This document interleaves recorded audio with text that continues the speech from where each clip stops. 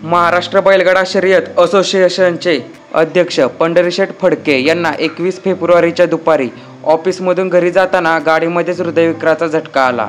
त्यातच त्यांचं दुःखद असं निधन झालं। त्यांच्या निधनाची बातमी आल्यावर त्यांच्या नावाची आणि लोकप्रियतेची पुन्हा एकदा चर्चा होऊ लागली। पंढरीशेठ फडके मूळचे पनवेलचे, पण संपूर्ण महाराष्ट्रात ते प्रसिद्ध होते। त्यांच्या मालकीचे 40 ते 50 बैल, त्यांच्याकडे असलेले अध्यक्षपद यापेक्षा जास्त फेमस ते झाले त्यांच्या एंट्रीमुळे।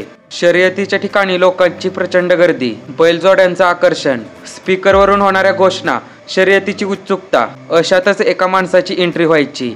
पांढरा शर्ट, पांढरी पॅन्ट, पांढरी टोपी घालणारा हा माणूस गाडीत बसून नाही तर गाडीच्या टपावर बसून यायचा। या गाडीच्या टपावर गादी टाकलेली असायची, हातात सोन्याचं ब्रेसलेट, अंगठ्या, गळ्यात चेन आणि डोळ्यावर गॉगल। आजूबाजूला प्रचंड गर्दी व बॅकग्राऊंडला गाणं, आणि ते गाणं सुद्धा त्यांच्यावर बनवलेले। असली एंट्री पंढरीशेठ शर्यतीच्या ठिकाणी मारणार आणि सर्वांचं लक्ष वेधून घेणार हे फिक्स असायचं। असा बैलगाडा क्षेत्रातील राजा माणूस पंढरीशेठ फडके आज आपल्यापासून हरपला।